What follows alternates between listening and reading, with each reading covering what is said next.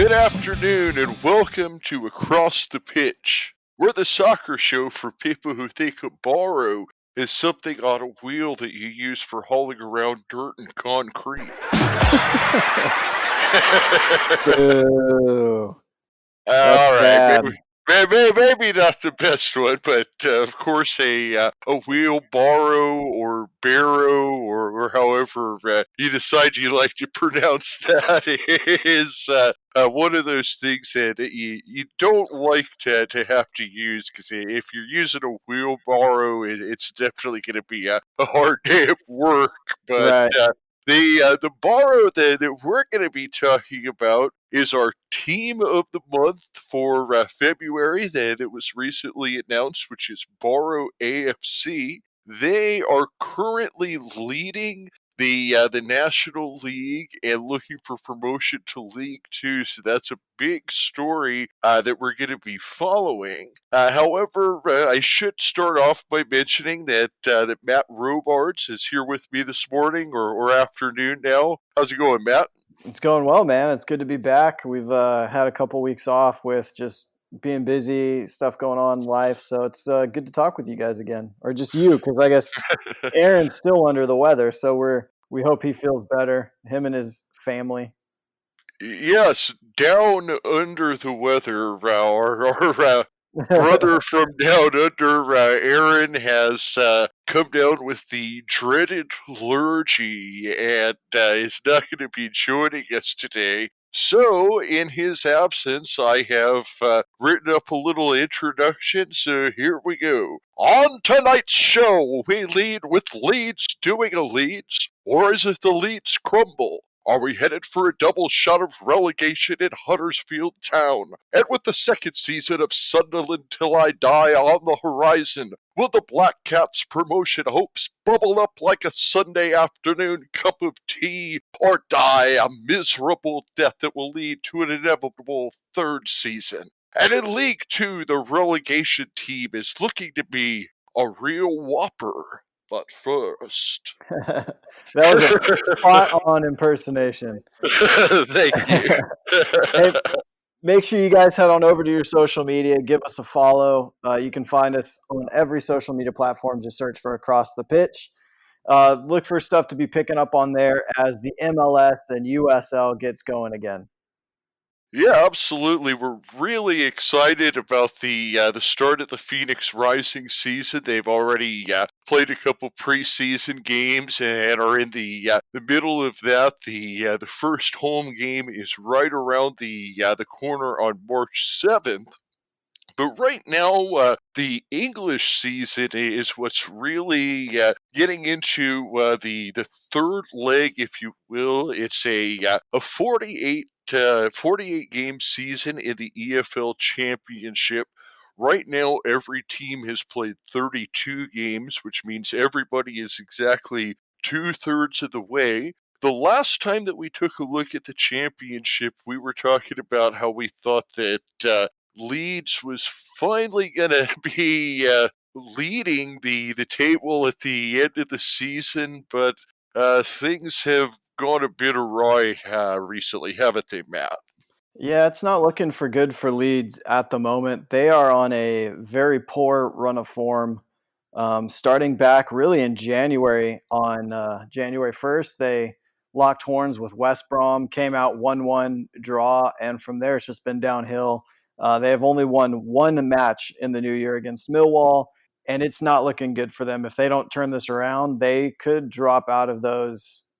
They will probably drop out of the automatic promotion spots, but they even ran the risk of dropping off out of the playoff promotion spots. I mean, it's a really crowded table. I mean, you have the Baggies up top there. They're kind of running away with things. They've won 3 in a row. They're on 62 points. So right now they're 6 points ahead of Leeds. If you look at goal differential, there's really 6 teams that have kind of separated themselves that are in the top 6 from Preston on up. Preston, Nottingham Forest, Brentford, Fulham, Leeds, and West Brom. All 6 of those teams are currently the 6 teams at the top of the table they all have a double-digit positive goal differential. So certainly they've been the class. But then if you look back, you've got Bristol City that's sitting right there on 53 points. So they're tied with Preston in terms of points. And then the team that I want to keep an eye on really is Cardiff City. They're undefeated over their past five. They're sitting on 49 points. So I think that Cardiff could really be a team that could come in and spoil for one of the top six.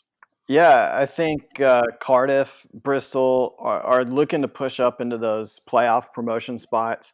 And again, I think just going back to the whole Leeds conversation, they are in danger here because they're not dropping points just amongst, the fourth, fifth, seventh place teams. They're dropping points against bottom of the table. I mean, Wigan, they've lost to QPR. And so these are lower half teams of the table that those are valuable points if you're not picking up those. I mean, when I look at Leeds, they seem to be a team like we've talked about that they're pretty solid defensively, but they just seem to maybe struggle to score a little bit, and perhaps they were a team that should have made a move in the January window to add a striker, and I didn't really see that they did anything like that. Yeah, they didn't make any moves in the January window. Maybe Marcelo Bielsa thought, that he could turn things around, or they're in the midst of that slide during the January window, and so maybe the board was just saying, "Hey, if we do something now, is it just too reactionary? Are we just bringing in somebody because we're going through this thing, but we're trusting Bielsa to turn it around?" I mean, dude, I remember when we talked maybe a month ago about this, and we were saying, hey, it's either West Brom or Leeds that are going to finish Mhm. first. They're flip flopping. They were battling back and forth, taking over, the 1 and 2 spot. And now, like you pointed out, the Baggies are kind of running away with things right now. They have a 6 point gap, and they have dropped their last. They have dropped two out of the last five, but they look pretty decent. Yeah, I mean, 6 points isn't insurmountable, but it is getting to the point in the season where you have 16 games left, and it begins to be a 2-3 game full advantage that becomes hard to surmount because that basically means you have to win three in a row while the other team loses three in a row in order to pass them. Once you get 6 points back like that. I mean, the other thing that I'm looking at is so just going back to Leeds scoring problems, they have Patrick Bamford with 12 goals on the season. They don't have anybody else on their roster with more than five. Jack Harrison, he's having a nice season. He's got 5 goals and 7 assists. But once you get past those two guys, they don't have a lot of scoring. And then I just look through the game logs here. And now Bamford, he did have a brace against Millwall on January 28th. That was the last time he scored in a game. However, if you look back before that, the last time that he scored was on January 21st against Fulham. So since January 21st, Bamford, their leading scorer, he only has 2 goals, and they both came in the exact same game. So that's a 2, 4, 6, 8, 9. Yeah, that's a 10-game stretch. So over the last 10 games, Bamford has only scored in one of them. And basically, if he's not scoring for them, nobody is. So this is really getting to be a big problem, I think.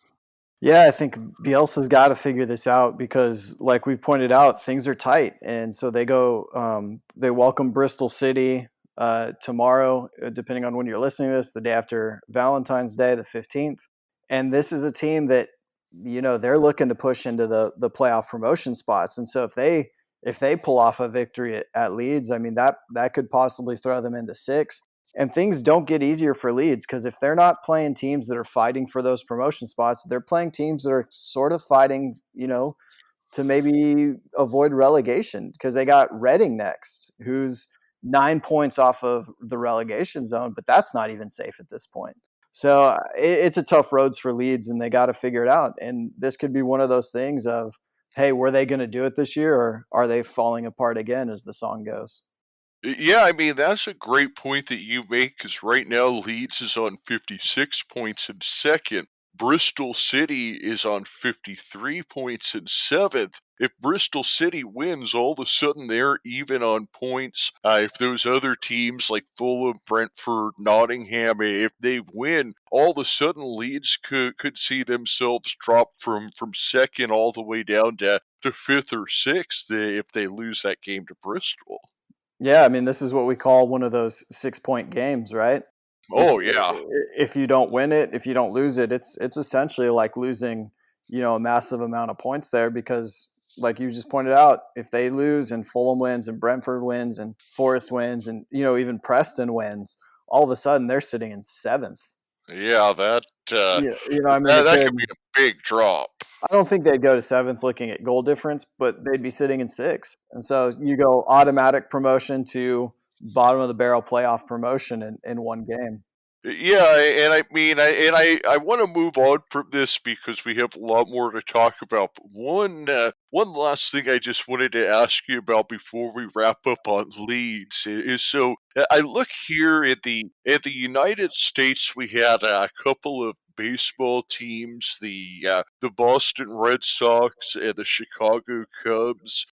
Both of those teams had not won a championship since the early 1900s. I think it was like 1906 for the Chicago Cubs and 1918 for the Red Sox. And now both of those teams have since won. I think the Red Sox in 2004, and then the Cubs finally did it. And I think it was like 2016. But those were teams where they went nearly or even over 100 years without a championship, and it would be any time they would get close, say they would get to the seventh game of the championship series, they would just find some way to lose it, and it just got to a point where it was just a mental thing where it had just been so many years and they had blown it so many times that it just got to be where it was almost that was what was beating them, and I almost think that with Leeds, it's that they've bottled it so many times now that that's almost what's beating them is once they get there, they're mentally feeling okay. Now it's going to come again. Yeah, I think that's a good point, man. We can't underestimate the mental aspect of a 48 game season.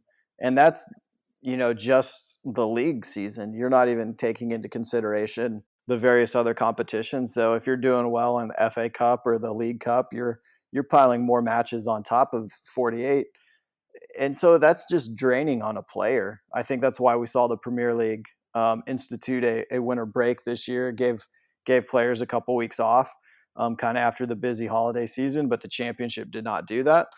So they're sitting at 32 matches played on top of other matches, and I'm sure there's that mental aspect there. And I think that's where Marcelo Bielsa has to figure out how do we get over this mental barrier? How do we get past the mental fatigue? How do we push these players through that wall? Because they are one of the best teams in the championship. I don't think you could really argue with that. Oh yeah, no. Um, and so they're just not playing up to their potential right now. And so it's why Marcelo Bielsa gets paid a lot of money because he has to figure this out. And whether that means bringing in some sort of psychologist, sports psychologist to help them through that, or whether it means just having one of those conversations where you sit the boys down and say, "Hey, you guys need to be better. He needs to do something, or else this year could go very bad for him." Yeah, and he certainly wouldn't be back. And no, I did misspeak earlier. It's not a 48 game season; it's a 46 game season. I did my math a little wrong there, but still, just to put into perspective what you're saying about the length of the season, they're at 32 games right now. If this was the USL, the Phoenix Rising, or the MLS, these teams would have 2 games left. They have Hmm. 14. So Right. I mean, so that's these teams in the Championship, League One, and League Two. They're playing Eight more games each year than the Premier League teams do. They're playing 12 more games than teams over here on the U.S. do. That's just a grind. And now speaking of grind, there's if you look at the bottom of the table, there's certainly some teams that are grinding their gears, and two clubs, Barnsley and Luton Town, that got promoted up from League One last year, they look to be on their way back down. That's not too surprising. What I'm really kind of surprised by looking at the table right now is Stoke City was really struggling earlier. They're kind of starting to get back on track. They've made it up to 21st. They're on 34 points. They're in the fourth and last relegation spot right now. However, one place and 1 point above them in 20th with 35 points is Huddersfield Town, who, of course, you remember was in the Premier League last year. Of course, we've talked about Sunderland was a team that got relegated from the Premier League, then relegated again down to League One in 2 years in a row. It's starting to look like we could see the same kind of story with Huddersfield. Looking at things right now, do you think that Huddersfield is a team that we're going to see do the double relegation? Yeah, I'm gonna say no. I think they're 5 points off the bottom. Huddersfield has had a rough run of form since David Wagner left. He stepped down as their head coach. He coached them in the Premier. He coached them up to the Premier League, kept them in the Premier League for a season, and then left halfway through their second season in there. And they've been struggling ever since. But 5 points above the relegation zone right now. Not really a bad run of form at the moment. I think this is something if There's four teams get relegated. Yeah, I think you got that a little bit confused there, Phil. I'm fairly positive there's only three teams that go down in the championship and three teams come up from League One. My mistake. I had League One and the Championship confused. Yeah, no worries. It's really weird because you're thinking League One, which is actually league like tier three. Right. So it gets a little funky there when you're talking stuff. So Just to clarify, in a normal season, the Premier League sends three down to the Championship. The Championship sends three up. The Championship sends three down. League One sends three up. League correct. One sends four down to League Two, and League Two sends four up, and then League Two sends two down to the National League, and the National League send two up. That would be a normal Right. circumstance. Yeah, and this year's a little different because you got Barry, who's already been expelled from the league. So now there's only going to be three teams dropping from League One, but still Yeah, four teams dropping or coming up from League Two. right. And then only So one going down from League Two, but still two coming up from the National League. correct. Yeah. So Okay, that's we've got all that sorted now. So the important part is that I made a mistake out there. There's only three teams being relegated. So right now, Wigan with 30 points is the last team. Stoke is on 34. Huddersfield on 35. So yeah, looking at that, I definitely. I think that probably Wigan, Luton, and Barnsley, those three teams are probably the three you're going to see going down. Yeah, I think those are definitely the three weakest teams in the division. Wiggins had some struggles. Last year they were battling relegation. They were able to stave it off, but they did lose some key players in that relegation fight from last season. So I think that's kind of what's going to kill them this year. Stoke seem like you mentioned. Stoke seem to be figuring it out. I think Huddersfield, Charlton, as long as they can pull off some more wins, some more draws, I think they're going to be safe. I think for me, man, the saddest thing is to see Luton going down. I had high hopes for them coming up out of I League did One last too. year, especially because, we kind of got behind them, team of the month. They had that new announcement for the new stadium redesign. And there's currently an American on loan there in Cameron Carter Vickers. So I was hoping maybe Luton would be able to push on. And, again, there's 14 games left in this season, so maybe they can push up. Yeah, I mean, I think that Graham Jones hasn't necessarily worked out there, and it's certainly that manager situation. Now, the thing about Luton is you do have to realize this is a club that was in League Two just 2 seasons ago, so they Right. they, they may have just bit off a bit more than they could chew too fast, and I think even if they do get relegated, we might see them bounce right back up. That's kind of what I'd expect to see. The unfortunate thing is my whole talking point here was that I thought Stoke was gonna pass Huddersfield, but it guess it doesn't matter if that's gonna happen. So Yeah. but yeah, I mean, I think that out of the three promoted teams, like you mentioned, you have Barnsley, Luton, and Charlton. Charlton looks like they're going to stay around, and I think that we'll see Luton Town and Barnsley will be back in League One next year. And now looking down to League One, we see that Petersborough, the Posh, who are our team of the month for January, they had been on a little bit of a stumble, but now they have kind of righted the ship. They've won 5 in a row. They're on 55 points. Rotherham is at the top of the table with 56 points. Coventry is at 54 points, and all three of those teams right now are in really good form. So do you think we're looking at our three promoted teams, or do you think that maybe if we start looking at some of these fourth and fifth place teams, that it might be one of them? Yeah, I mean, well, one, we have to do point out that unlike in the championship where everyone had played 32 matches, the same is not true in League One, as Rotherham has 2 games in hand over Peterborough. Coventry, who's in third, has 3 games in hand over Petersborough, one over Rotherham. So those top three could move around, pretty quick here because they're both on very good runs of form right now. Coventry, if they can capitalize on those 3 games, you're talking an extra 9 points. That's 63 as opposed to Mm, 56. yeah. And those coveted automatic promotion spots are huge because, as we've seen, anything can happen in the one-off playoff games. Anyone can beat anybody in those games, and so you want to avoid those. And so I think it's going to be an interesting end of the season here in League One. What's your thoughts? Well, what's really intriguing to me here is that you have a little bit of a David versus Goliath scenario going on. If you look at the top four teams, Rotherham, Peterborough, Coventry, and Wickham, these are all teams that are in League One year in and year out.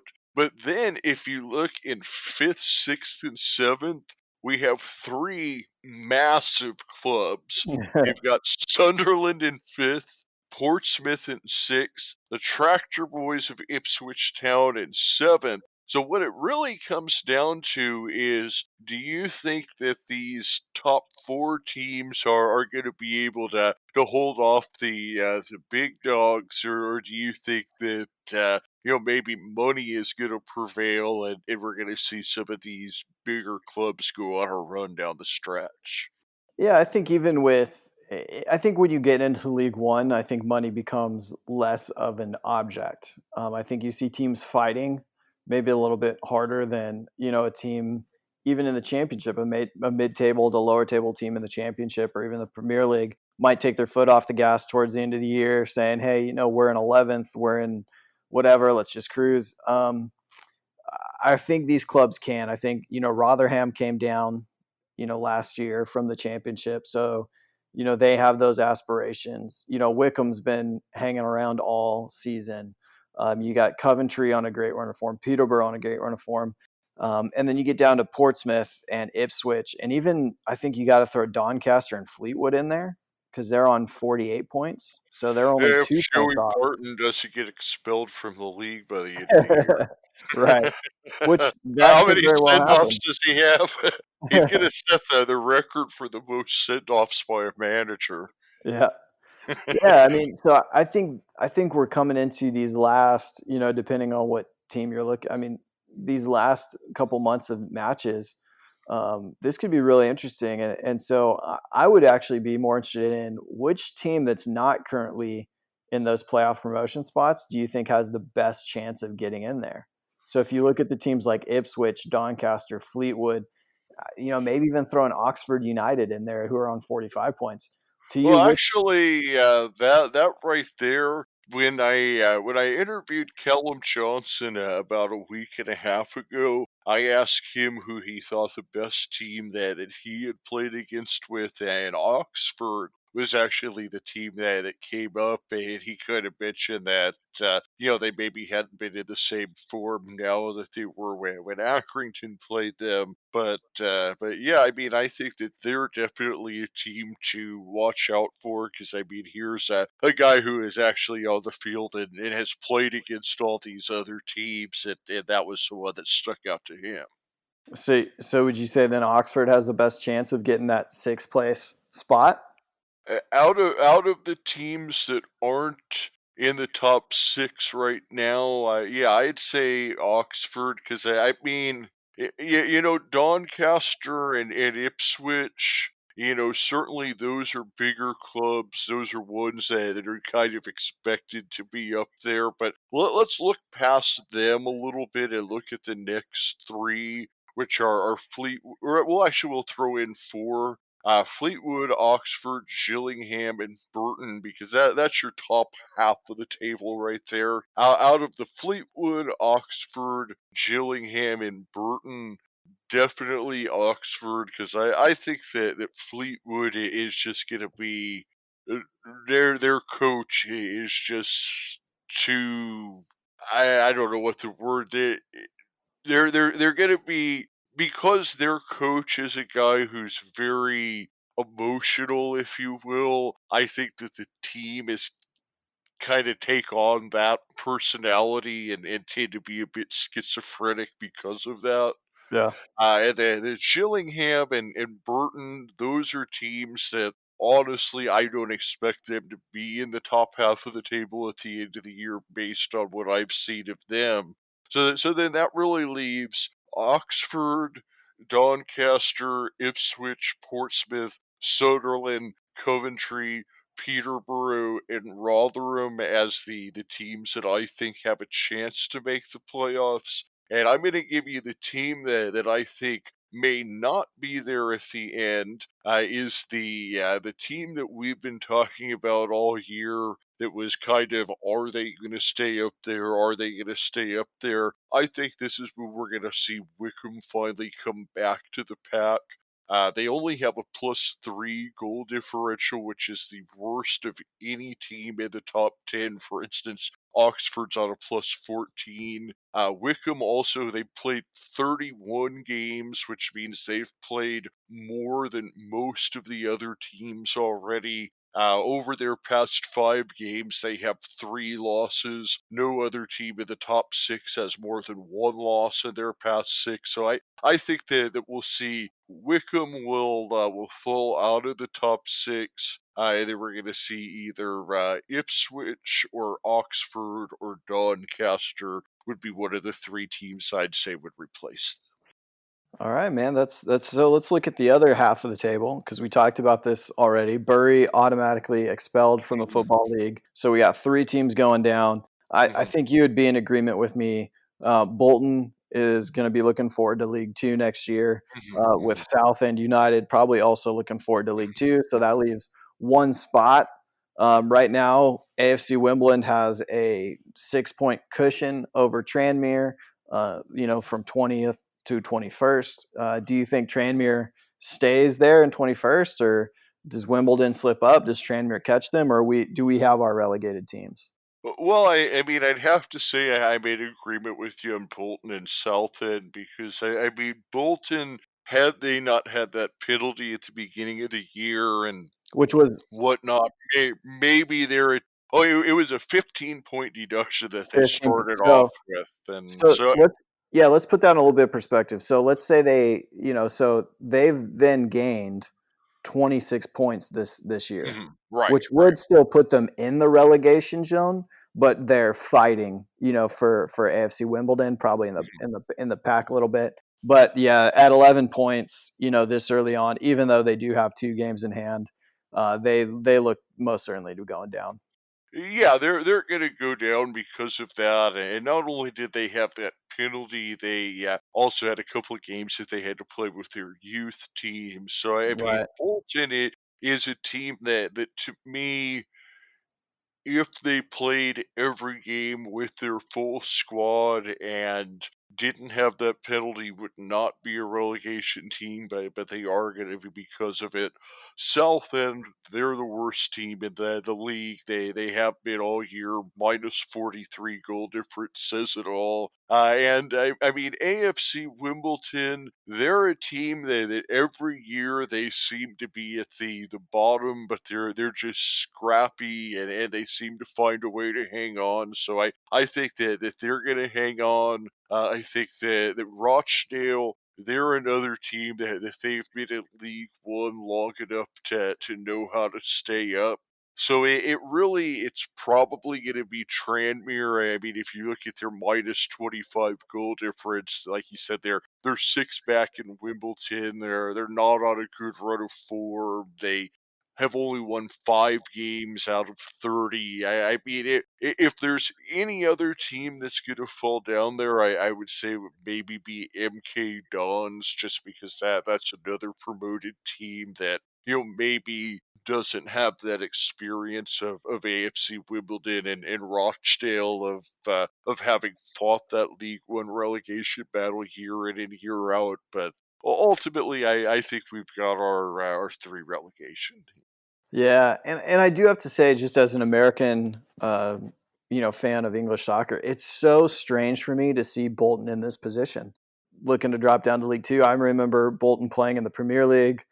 Stuart Holden, who's a U.S. international, now he does commentary over here in the States, played for Bolton, and so that was always my recollection, my knowledge of who Bolton was, and so it's a very strange feeling to see them languishing in League One and looking to drop to League Two.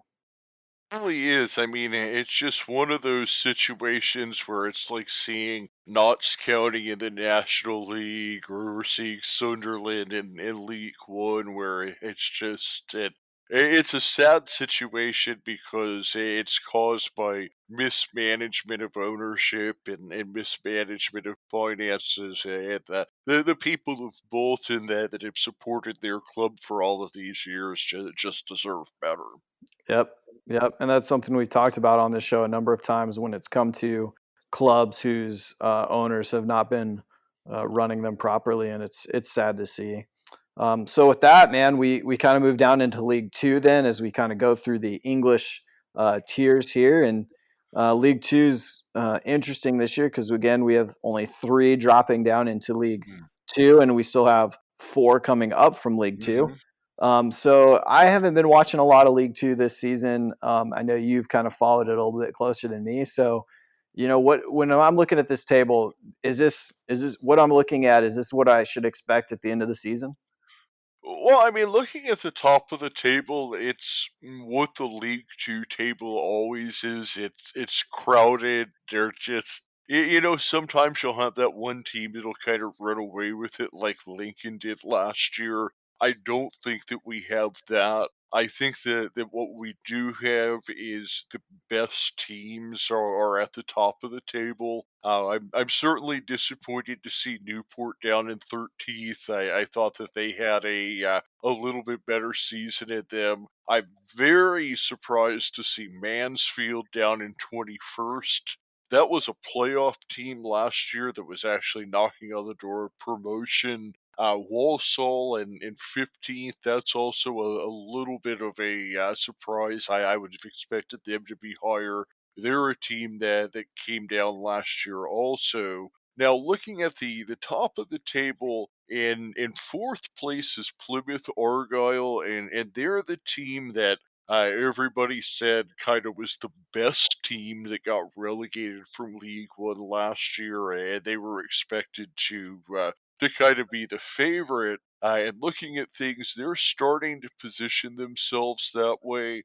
Crew Alexandra, they've been very, very good. But I saw they actually beat Accrington Stanley in the FA Cup. I believe it was the second round of the FA Cup, second or third round, and they were very, very impressive. I expect Crew to be a League One team. So really, when I look at these top four teams here, Plymouth, Exeter City, Crew, and Swindon, I think that they are the class of League Two. One of them is ultimately going to have to win a championship, and certainly, like you said, Colchester, Northampton, Cheltenham, Bradford, Port Vale, all of those teams could certainly do something if they make it into that one-off. The other thing that surprised me a little bit is Forest Green. They've really fallen off. They're in 10th. They're in a bad run of form. They haven't won any of their last five, and they were a team that was up at the top of the table.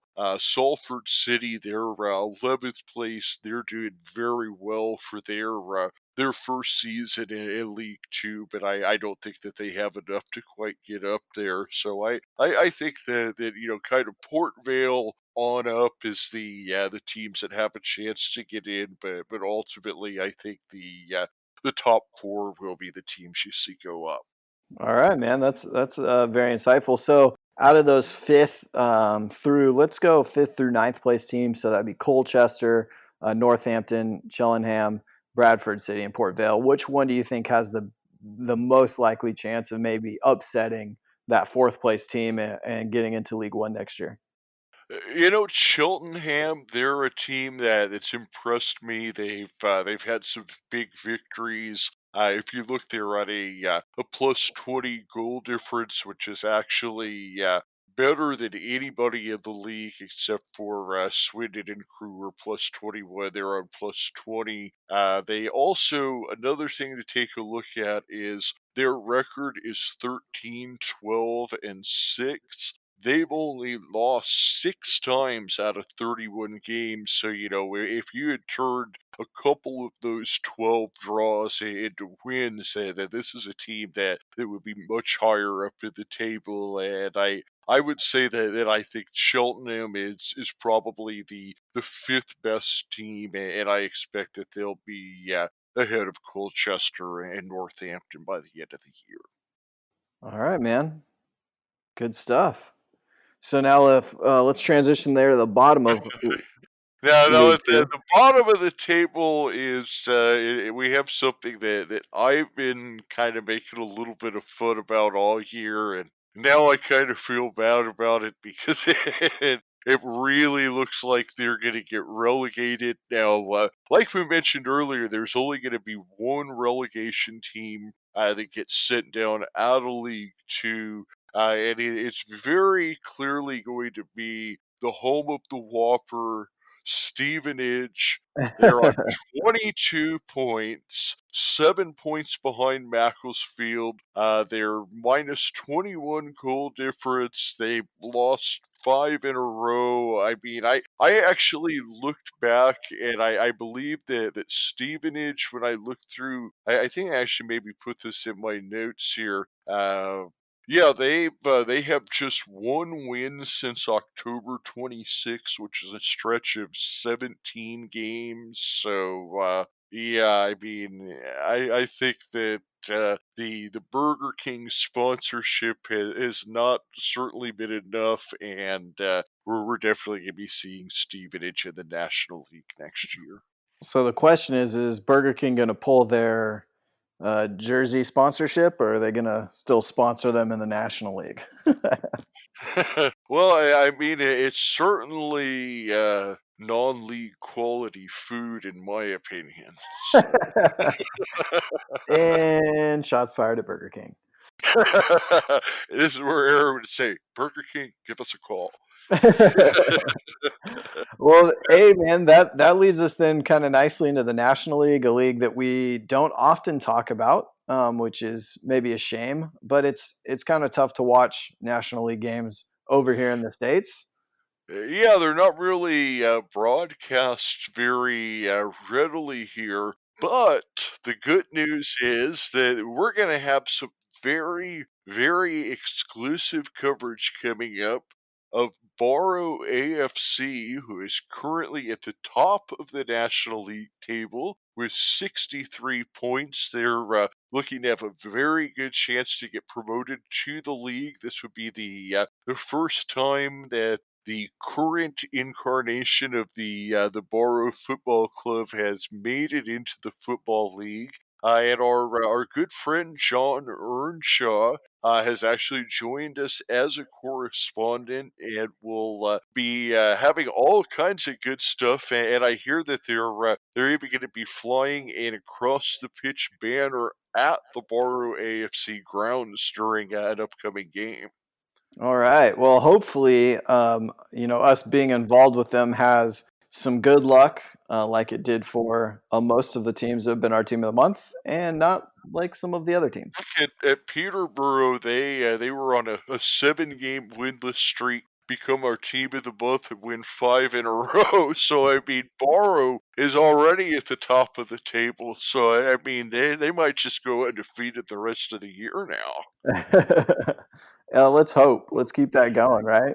And then right behind them in second is Harrogate Town, which interestingly enough is the club that our good friend Scott Brown went for. So I think that we definitely have two teams to root for: Barrow AFC and Harrogate Town, and that means boo Halifax and Yeovil. So looking at the National League, Matt, do you think those two favorites of ours, Barrow and Harrogate, are going to be the promoted clubs, or do you think there's a spoiler in there somewhere? You know what? I'm going strictly off of what I'm looking at the table. Again, I don't get to watch a lot of these games because it's just not really an option over here very often.